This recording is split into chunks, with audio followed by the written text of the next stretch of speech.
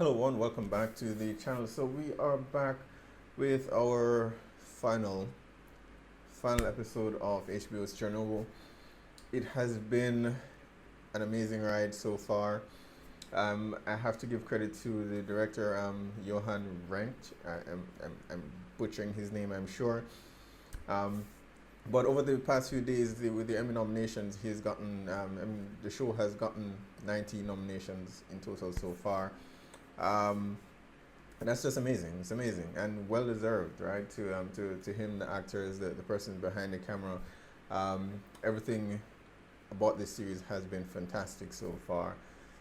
The set design, the acting, the directing, the writing, and I mean, I said it before in my previous video that oftentimes where a series is, relying on other source material, especially when it's actually something factual, right? It's not fiction, but actual events that happened in real life. And oftentimes when you have to convey that to the audience, especially if they already knew, yeah, they're already familiar with the subject matter and the events itself.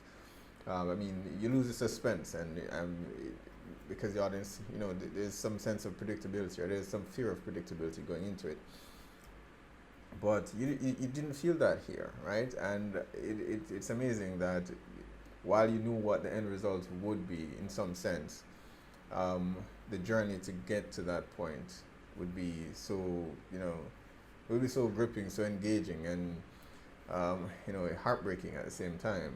But even so, it had some moments of levity in between. And I mean, Sherbina and Valerie's romance is that's my favorite thing that I've seen on TV so far this year. I absolutely love those two, and I do know that Jared Harris was nominated for a lead actor in a miniseries as well. So I think he's done a fantastic job so far, and that is well deserved. I do hope he wins. I expect him to win. He has to win this, right? And of course, Emily and Stellan Skarsgård is up for for supporting roles as well, and they've both done a fantastic job also. So all around, every single character in this show, whether it's the lead or supporting or the minor characters, the miners and the firefighters, every single actor and actress in this series has done a phenomenal job. So I do hope they walk away with all 19 nominations. So listen, I don't watch the Emmy often, but I will be watching just to see whether this, just to see them win. I will. That's done. I'm already in, right? They deserve it so much. All right. So on the last episode we had, something of a cleanup, the start of the cleanup process, because they did say this would take at least 3 years, but we did see. And also happy moments with cleaning up, putting the animals down, the pets, the dogs. I didn't see any cats dying. You should, kill the cats, right? Leave the dogs. But so that was hard to watch, especially if you're a pet owner. And I don't know, Pavel himself, the young man who represents just one of the thousands of recruits that had to be brought in, had to be drafted in. Never fired a gun. He said he never went hunting. I don't know if that means he's never fired a gun, but based on how he was attempting to load it, I'm assuming he never has. But to think that this would be the scenario where he would be using one for the very first time is to put down harmless, innocent animals. And so that was a horrific scene to watch, but yeah. I mean, we did have some uplifting moments, some progress in terms of clearing the the rubble above the reactor. At least at the beginning, right? They managed to clear some. The others, the only building that they weren't able to clear initially was. They attempted to, but they received some help in the form of a machine that was built that specifically for that purpose. But the information that was communicated to them was the propaganda numbers, 2,600 Röntgen, which wouldn't. Yeah, as I said before, you may as well have just given them a toy, because that wasn't going to work. But some of you mentioned that at that point in time, even if they did go to the Americans for help, that they didn't have the technology at the time to even if they clad it in lead, it wouldn't have been enough. So at that point in time, they didn't have the technology to actually create it anyway. Even if they gave them the correct numbers, it wouldn't have helped. But still, I mean, yeah, well, but it was good to see Sherbina, just go all out, bang the phone down and say, tell them, I know they're listening. He doesn't care, doesn't give a damn anymore, because they sent him to clean up this mess, and they're holding one arm behind his back the entire time, and it's just ridiculous, especially when it's about saving lives, and they're sacrificing other lives in doing it. People that have no idea how this happened. Um, so I understood his frustration. I do, but I mean that at the end they ended up using biomachines, or just men clad in protective gear, and the most important 90 seconds of your life is what he told one of them as they went onto the roof. And the moment I saw that guy go on, I knew something was going to happen, because listen, you're in the moment, you're told that you have 9 seconds to go, and be back, and anything beyond that, you're literally shaving years off your life. I'd be agitated, I'd be anxious, and I'd trip up and fall. It would happen. So I could see myself being that guy, and going on that roof, and I would probably fall in too.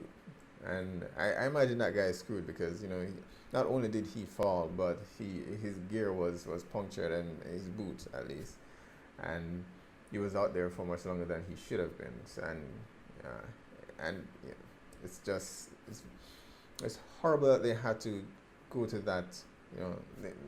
That had to be the last resort. We didn't come back to the miners from the previous episode.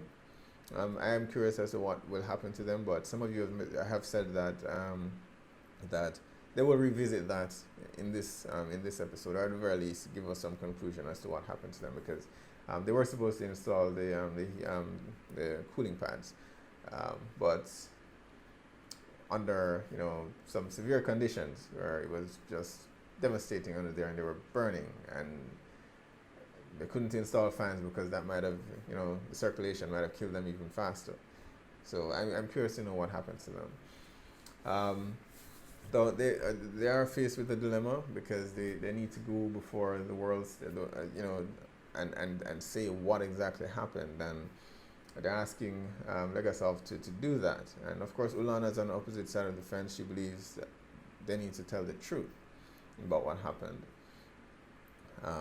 Sherbina it's not so much that he's opposing her, but he knows what may happen to Valerie and Valerie's family and friends if he goes against the party.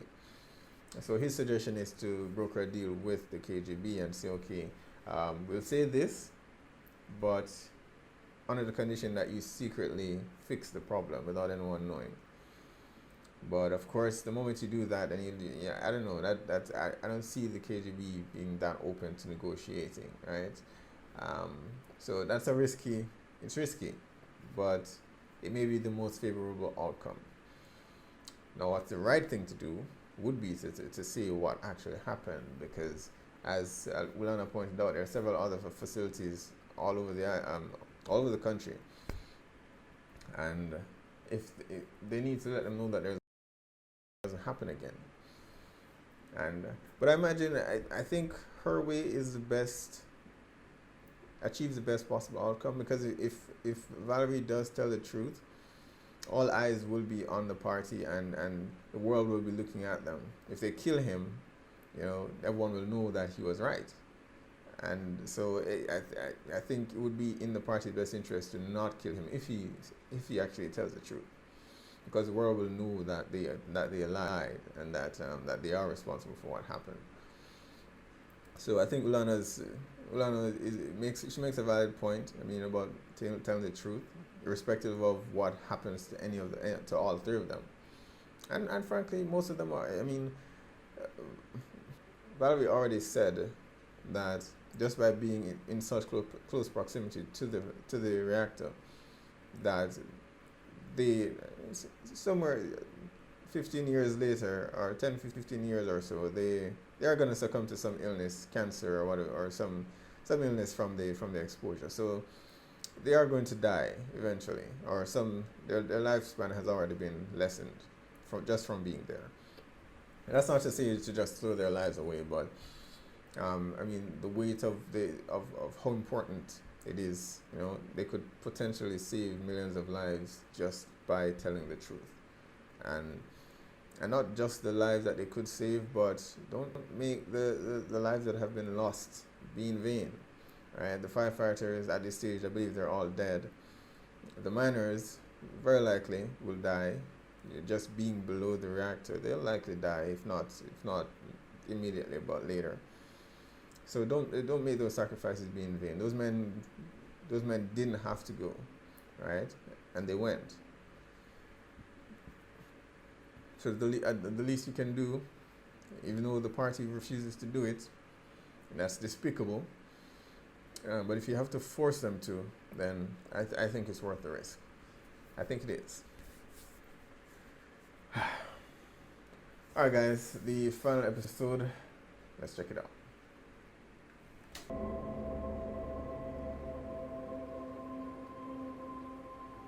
Yeah, it's love. Oh, this is before. Okay, this is.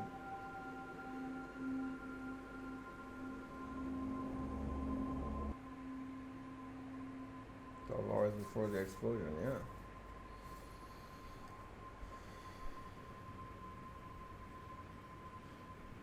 I hear they might promote Bukhanov. This little prop. Yes, I think promotion's very likely. Who knows, maybe Moscow. Don't tell me he's sabotaged. Naturally, they'll put me in charge once he's gone, and then I'll need someone to take my old job. I could pick Sitnikov.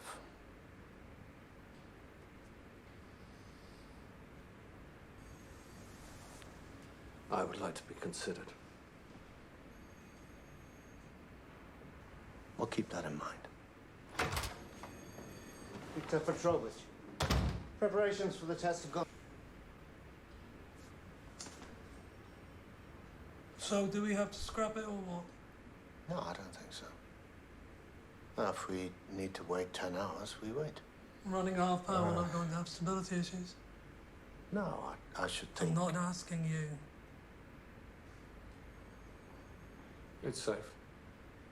We'll maintain at 60. Because they are responsible for the core getting to and it will be completed. Stress levels. Well, I'm not waiting around. So they're not completely, faultless. Call me when it's done. The whole scenario. They still didn't know, so I mean, can't fault them completely, but. Today, how is your health? You don't know? I mean, keeping tabs on him. Do you read German? It says, at last a Soviet scientist who tells the truth. Obviously, I resent the insinuation, but I think it's fair to say you made an excellent impression. Comrade Zarkov, I understand my duty to the state. Oh, it's before he gave us gave the assurances. statement. The This is reactors kind will of be made bribery. safe. It's been months. No changes. So they went have with been made, no Sherbina's, changes even Sherbina's discussed. plan. First, the trial. Once So they went with it's over, we'll Sherbina's have plan our to villain. negotiate with the We'll KGB have our and then hero. tell the truth, but We'll they have our haven't truth. fixed the problems yet. After that, we can deal with the reactors. I don't know. No, Valerie, no. If he lies, then they have no reason to fix it. And he has no leverage at that point to say, you need to fix it. No. The state you will don't, never willingly Valerie. fix the reactors because acknowledging the problem means admitting that they lied. They will have to be forced. She's right. He knows it. I think he was expecting her to show up to convince him, but the he knows trial. it. What do you mean? The then? Central Committee have invited members of the scientific community to observe the trial. Our colleagues from Kurchatov. And when your testimony arrives at the moment of the explosion, That is when our jury will finally hear the truth. So they lied to the world, but they want to Insist tell the on truth reform. to the scientific community. Not just at to the least. RBMK, but if we... Do you know what happened to Volkov, the man whose report you found? They just removed him from his position at the Institute. Sacked for the crime of knowing. And you think that these scientists handpicked the witness? The state calls witnesses Comrade Pamyat of the Belarusian Nuclear Institute, Comrade Legasov of the Kurchatov Institute of Atomic Energy, and Comrade Boris Yevdokimовich Sherbina, Deputy Chairman of the Council of Ministers and Head of the Bureau for Fuel and Energy. The completion of the construction Victor and Foreman of as the well, reactor. so I guess they're trying to As a place all result the of blame on finishing them. the work And before don't the get end me of the wrong, year, they're imbeciles, they're idiots. Comrade But Brukhanov they're was not awarded completely to Hero blame. of Socialist Labor. Comrade Famin was awarded for valorous labor. Comrade Dyatlov. In order to sign this certificate, all safety tests had to have been successfully completed, and yet one remained. A nuclear reactor. To understand what happened that night, we have to go back 10 hours earlier, April 25th, the day the test was meant to take place. By 2 in the afternoon, the reactor has been lowered by half. Power grid officials in Kiev say that they cannot afford a further Victor reduction in said no. electricity until after midnight. They are asking for So a it wouldn't 10-hour affect delay. productivity level. This is the first critical moment, the first link in the chain of disaster. Competent management would have insisted on cancelling the test for. The night shift had not been trained to perform the experiment. They hadn't even been warned it was happening. Leonid Topchanov, the operator responsible for controlling and I stabilizing the had reactor never that done night, it was before, only 25 years old. all of 25 years old. 4 months. 4 months. This is the human problem created by the delay. But inside the reactor core, in the space between the atoms themselves, Another something problem. far more dangerous is forming. A poison. I don't know if it's far more dangerous. The human The time is element 28 here past is midnight. just Comrade Legasov.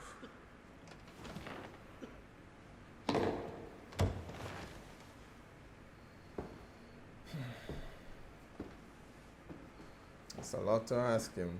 And I know it is.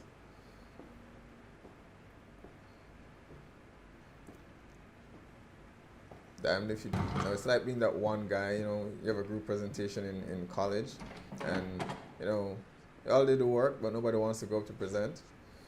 And the grade is dependent on this one presentation Pleased to see because some it's of my worth so colleagues much. here. And you have to be the one to go up there and give it. Minenergo. But you Nobody don't wants need to to be be a that nuclear guy. scientist to understand what happened at Chernobyl. You only need to know this. There are essentially 2 things that happen inside a nuclear reactor. The reactivity which generates power either goes up or it goes down. That's it. All the operators do is maintain balance. When nuclear fuel gets hotter, it gets less reactive. So, fuel increases reactivity. Control rods and water reduce it. Steam Run, water. increases it. This is the invisible dance that powers entire cities without smoke or flame. And it is beautiful It's beautiful. when things are normal. As uranium splits apart to release energy, but because of the delay, Chernobyl Reactor 4 has been held at half power for 10 hours. The xenon did not burn away. It built up, poisoning them. Safety first. Always. I've been saying that for 25 years. But That's how not long I've tonight. done What the this hell job, happened to 25 tonight? years. Is that longer than you, Akimov? Yes. Is it much longer? Yes. You with your mother? See, if I say it's safe, and if the 2 of you disagree, then you don't have to work here, and you won't. But not just here, you won't work at Kursk, or Ignalina, or Leningrad, or Novovoronezh, you won't work anywhere ever again. I'll see to it. I think you know I will see to it. No one ever thinks it's going to happen to them. Until it does. And here we are.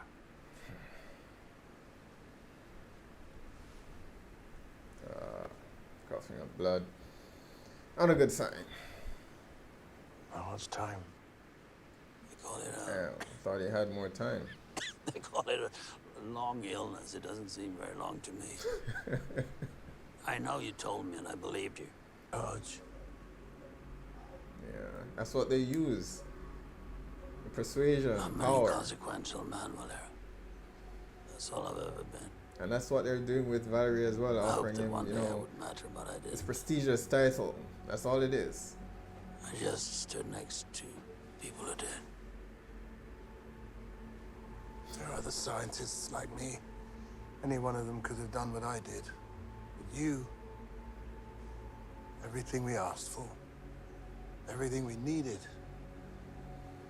Men, material. Yeah. This is a bromance, man. This is a bromance. Love these guys. Who else could have done these things? I don't think anyone else would have, They heard honestly. me, but they listened to you. Of all the ministers and all the deputies, the entire congregation of obedient fools, He wasn't one of they them. mistakenly sent the one good man. God's I love sakes, this line.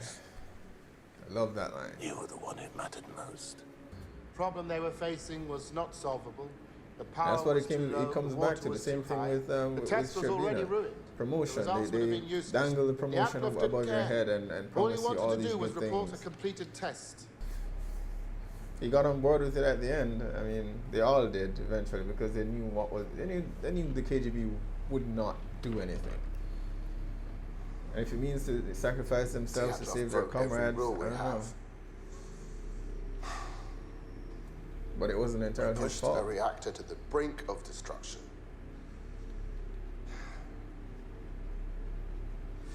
He did these things But- believing there was a failsafe.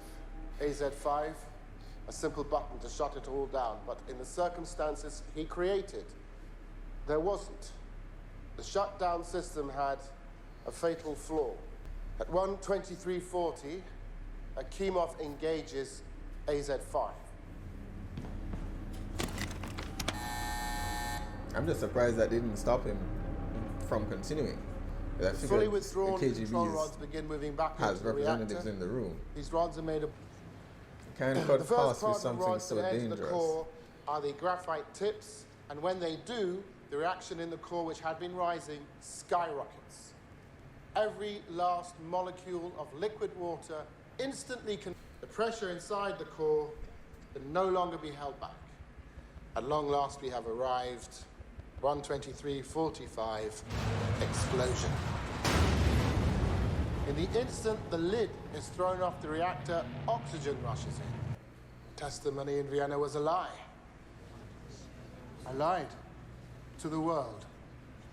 Not the only one who kept the secrets. There are many who were following orders from the KGB, from the...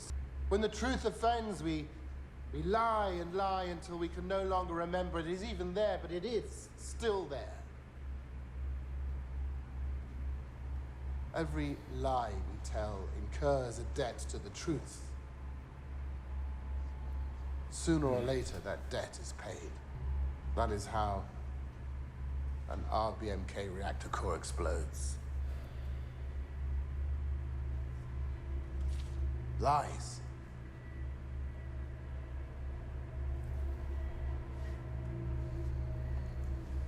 What are you guys gonna do with the truth? You can either go back to work tomorrow and pretend nothing happened. It's still a similar situation where they can't do much to him now with the rest of the scientific community knowing the truth, what the truth actually is. So I imagine that's the only reason he survived he survived as long as he did.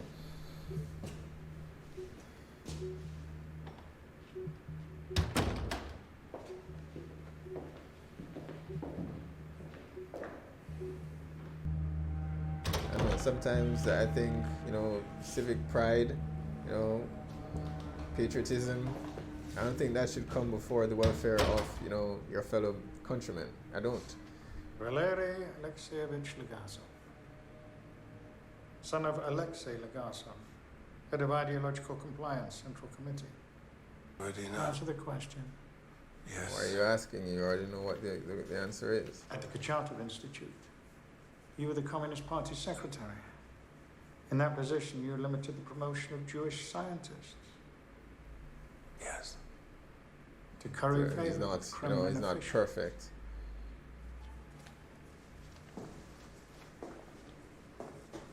You're one of us, Legasov. I can do anything I want with you. You're not brave. You're not heroic. But you are? You're just a dying man who forgot himself. I know who I am. I know what I've done. You know what you've done. You will not communicate with anyone about Chernobyl ever again. You will remain so immaterial to the world around you that when you finally do die, it will be exceedingly hard to know that you ever lived at all.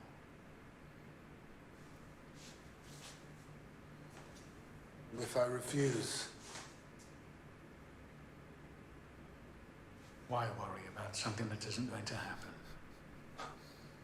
why worry about something that isn't going to happen? Isn't that why we're here now? That's perfect. Yes, it is perfect. They should put that on our money. I love Legasov. But he's right. I mean, that's exactly why they're here now. I worry about something that won't happen. I mean, Sherbina doesn't have more than a year to live. I imagine Ulana would succumb to an illness eventually as well. And Dyatlov gets 10 years imprisonment. And the acknowledgement that he feels he didn't do anything wrong. That's what I'm most pissed about. Even though the truth came out, it kind of... To be a scientist is to be naive. We are so focused on our search for truth, we fail to consider how few actually want us to find it. But it is always there, whether we see. The truth doesn't care about our needs or wants. It doesn't care about our governments, our ideologies, our religions. It will lie in wait for all time. And this, at last, is the gift of Chernobyl. Where I once would fear the cost of truth, now I only ask, what is the cost of lies? What is the cost of lies?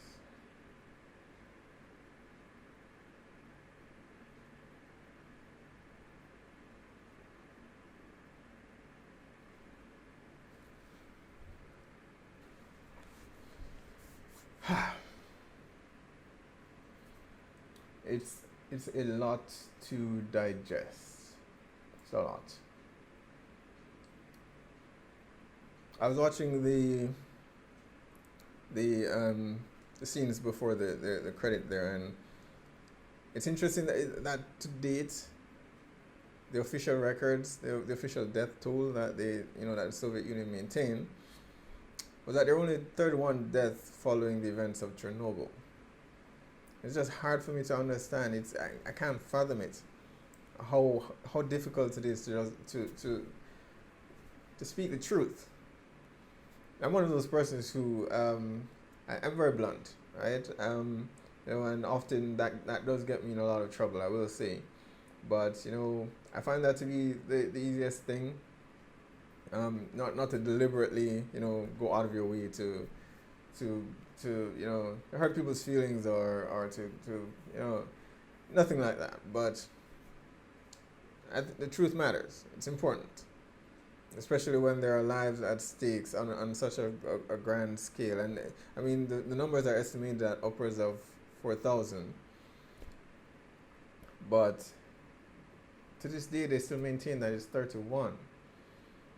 I just can't fathom that. And Legasov raises some important questions, about scientific curiosity and sometimes what the cost can be. And I agree and I don't agree, because I believe over the years, decades, centuries even, some of the things that we've developed, medicine, technology, That a lot of that all came about because of scientific curiosity. But it's usually, I mean, to solve some need, right? Some problem that exists currently.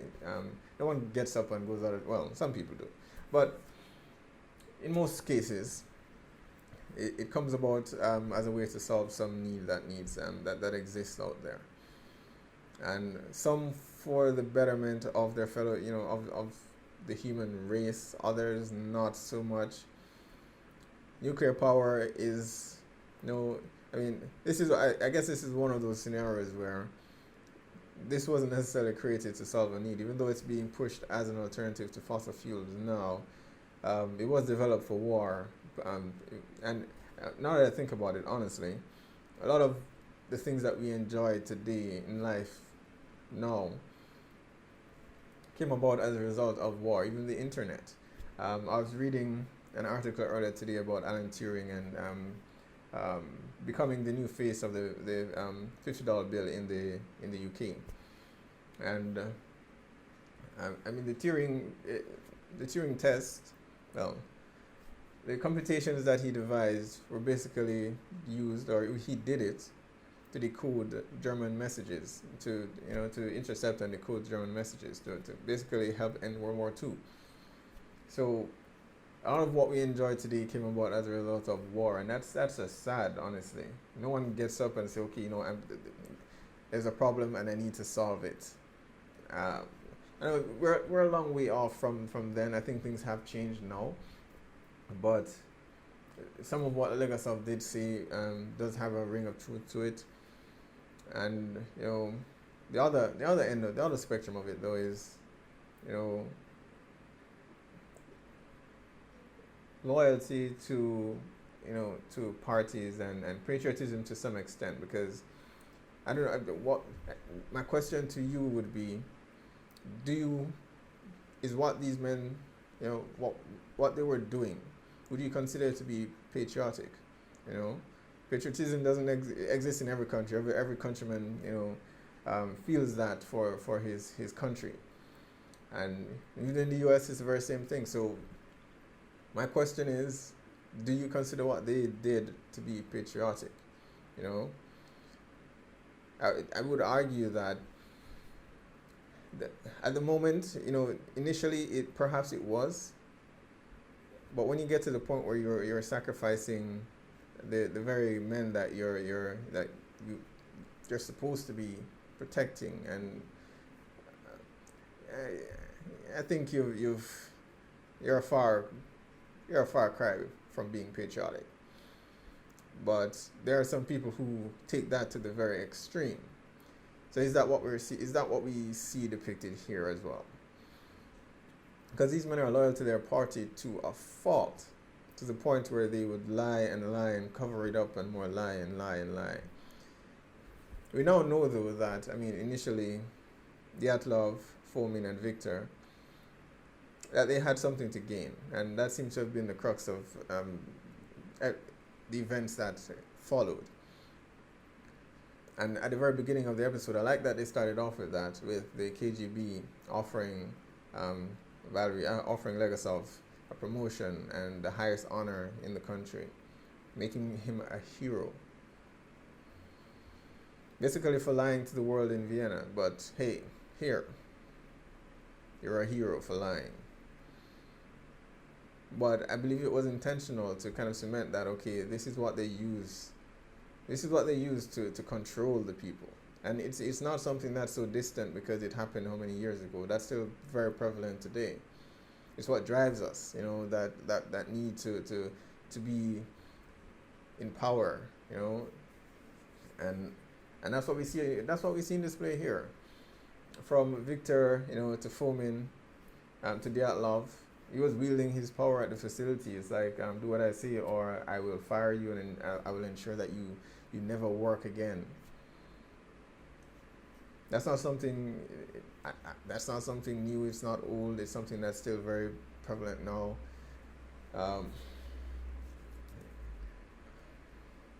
So it's tough to.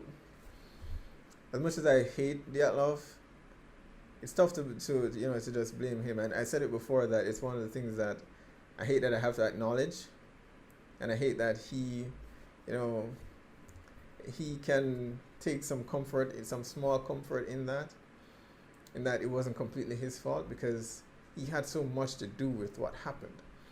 But how I have to look at it is if it didn't happen at this facility, it may very well have happened somewhere else. Of course, the situation that led to it was unique, but there are other ways that they could have gotten to that very same position where the power levels began to rise. It could have happened in a number of different scenarios, I imagine. Which is why it was so important to ensure that it was fixed.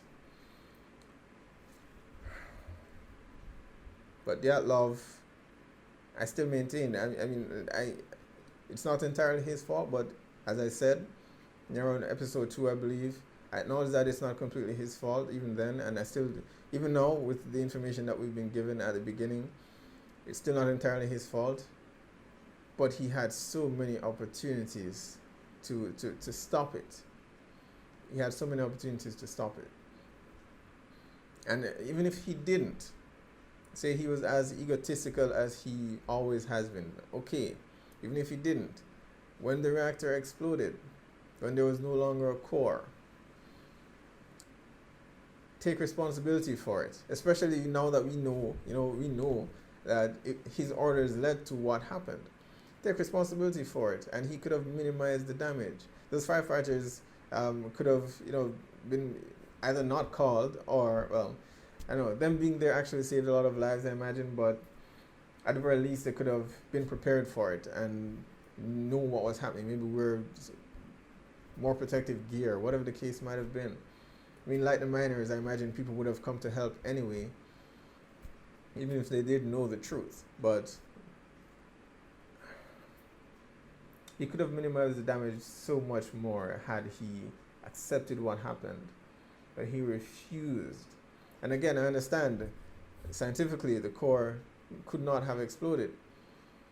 But again, it's fact until it's, I don't know. The fact is that it happened. And the moment it happened, there's no arguing that what's before you. Because when he left the control room in episode 2, he walked out, he looked out into the open, and he saw the rubble on the ground, the graphite on the ground, and he was still in denial. So it's pride, it's that need to feel empowered to climb the ladder, and a series of unfortunate events that just led to this one disaster, this huge disaster.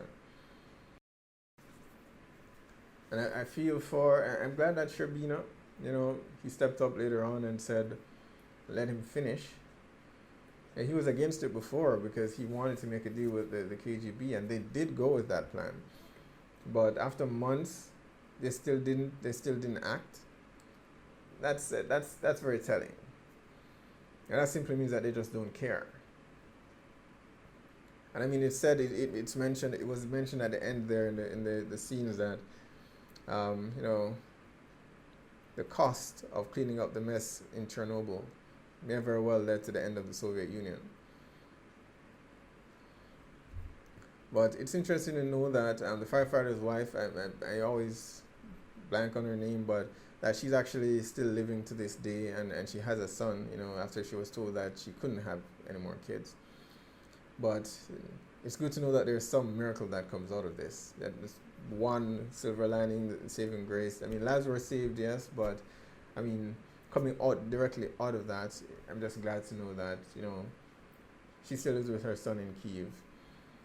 So it's something. It's something. Interestingly enough, it said Fomin served his sentence. Dyatlov succumbed to his illness eventually and died. Barry was right. He deserved a fate worse than imprisonment, worse than death. But he lived long though. But eventually succumbed to the illness. But Fomin and Victor, I don't think they mentioned Victor, but Fomin himself after serving his sentence, went back to work at another facility, which I'm just like, what? This guy was responsible for a catastrophe, and you guys gave him the key again. I can't understand it. So I don't know. So he went back to work afterwards at a different facility. And of course, Legasov killed himself, you know, or whether it was for out of guilt, you know, for the people that died. I don't know. It's open for interpretation. I choose to believe that it was because he had hoped it would spur others to act, to move. And it was following his death that the tapes were revealed, and you know, others in the scientific community decided, you know, something had to change. And it was only then that the KGB and the Soviet the committee actually acted and did what they promised. And it's as I said, because he spoke up at the, even though he lied to the world. If he lied and what they perceived to be the truth, but if he suddenly vanished or suddenly died after, you know, giving his testimony, then that would look suspicious. So that's the only reason that they didn't kill him. But it was a sentence in and of itself. He couldn't work. He couldn't continue doing his work. He couldn't have any friends. You know, imagine he had to. They didn't mention his family here, but they talked about his dad briefly. But in terms of him, you know, a wife or children or anything like that, I'll have to look that up to see whether or not he actually had children. But I mentioned his dad, and they didn't, you know, he was basically imprisoned in his own home, so I imagine he would have wanted to distance himself from those people anyway to keep them safe. But I choose to believe that he killed himself to spur the others to act, and the end result is, I mean, they had to fix it. And it's not just Chernobyl, because I imagine, I mean, he mentioned that, yeah, the equipment, the materials that they used, they went the cheaper route, and so I don't know, how do you allow that to happen for something that's this dangerous? And I'll come back to that for a moment, you know, in a bit. But you know, the head of the KGB mentioned that, you know, Legasov himself prevented any Jews from rising, you know, from being promoted to the ranks, and I guess as a jab at him, and sort of to paint him as not such a, you know, a noble and an innocent person himself. And that's fair, right? I mean, if he did do that, that's a fair assessment, you know. It means that he's not a perfect man, but in the moment, he chose to do the right thing.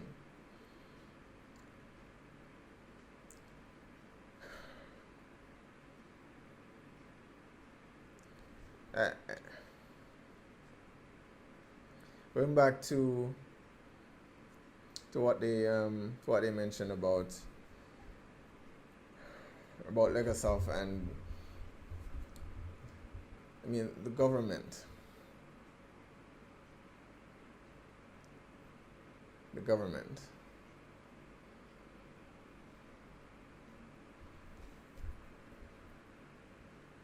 I know that nuclear power has, you know, the facility, the reactors that as he mentioned, you know, they cheaped out. They weren't being as safe as they should have been.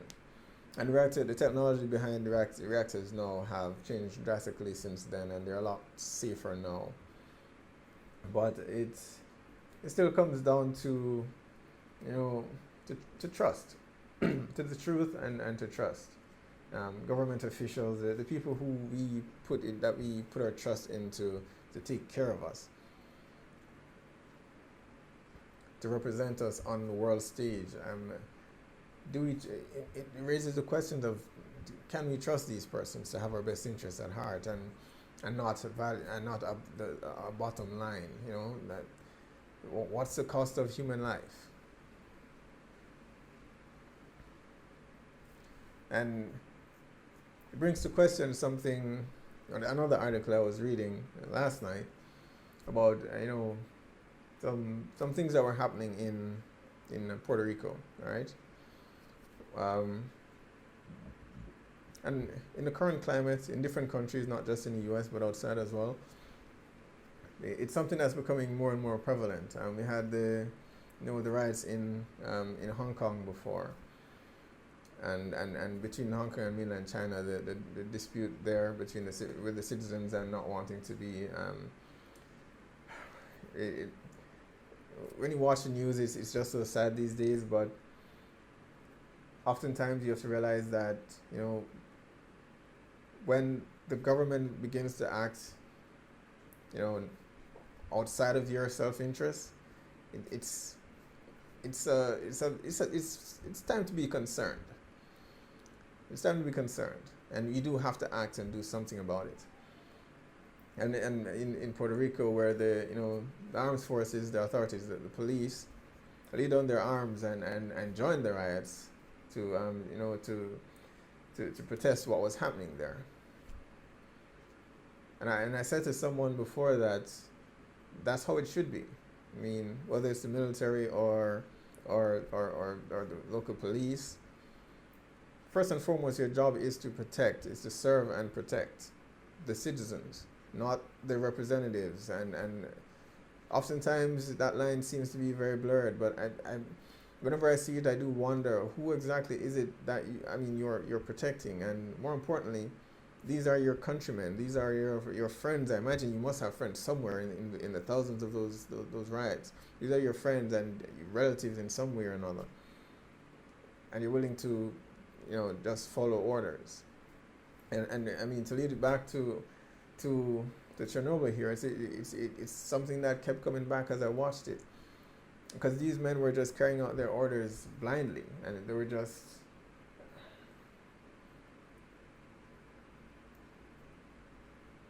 they carried out their orders without question. And I'm so glad that Toptonov and Akimov, sorry,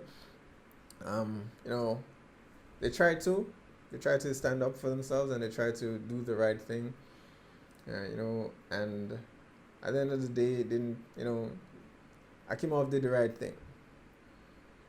He pressed the AZ5 button, he did the correct thing, and it's just unfortunate that fatal flaw existed, But even if it didn't, right? If the AZ5 button worked and it shut the reactor down, it's still sad that Dyatlov would have fired him, and he would have ensured that he never worked there again or any of the other facilities. So it's still unfortunate that is the way the world works, and we need more people in power who actually care. I guess this is what I'm getting. We need more people in power who actually care about their fellow men, the lives of the people that they are there to represent.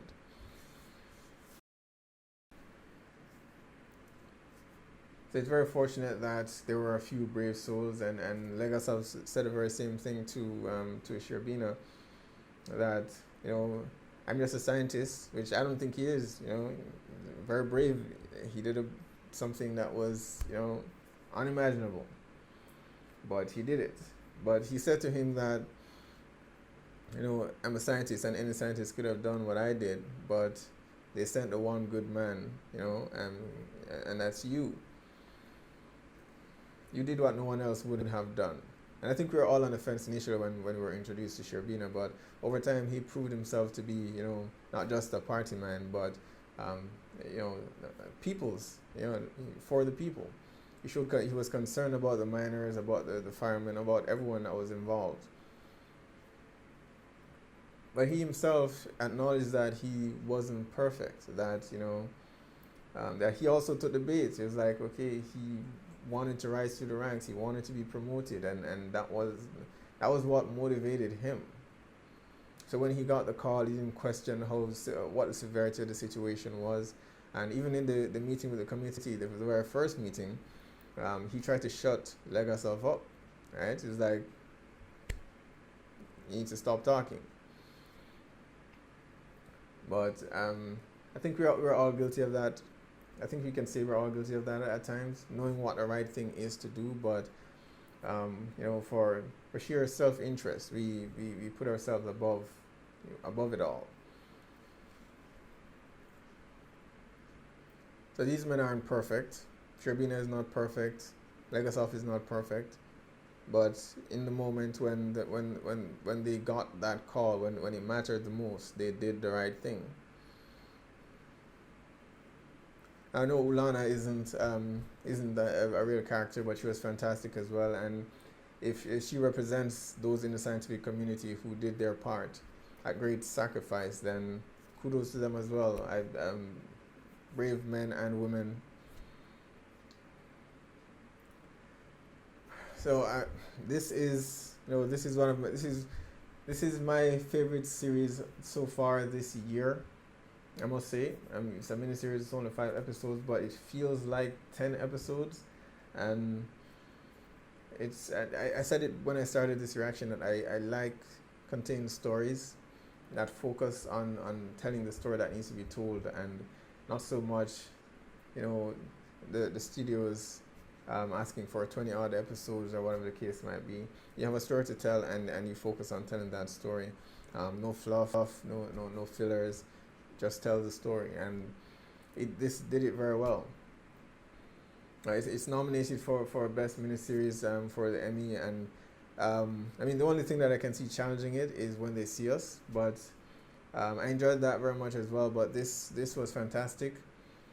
So this was fantastic. So between the two, they're both great series. Ava DuVernay did a very good job in When They See Us as well. So if they win, they deserve it. If Johan wins here, he deserves it very much as well. So this is definitely my favorite series of the show. Not something that I can imagine coming back to watch again, because I feel like I've aged a bit just watching this. I don't know. I feel older. It takes a toll. It takes a toll. But I enjoyed the journey very much. As I've said, the bromance between Sherbina and Valerie, absolutely loved it. Even though for a series that is so grim, in a way, it has moments of levity between these two characters that I absolutely loved. And the miners, all the people who stood up for what was right and the truth, and that's the message here. I know a lot of people are, coming at this series about propagating fear of nuclear power, but that's not what this is about. It's a cautionary tale, yes, and that shouldn't be ignored. But it's about the truth. The truth could have prevented all of this from happening if one person, just one person, stepped up and told the truth. And that's the importance. That is the message that this was trying to tell. The truth and the cost of lies. Alright guys, be sure to post down below. Let me know what your thoughts are on this episode and the series overall. Have you enjoyed the journey through Chernobyl so far? Be sure to hit like or subscribe, and I'll see you guys next time.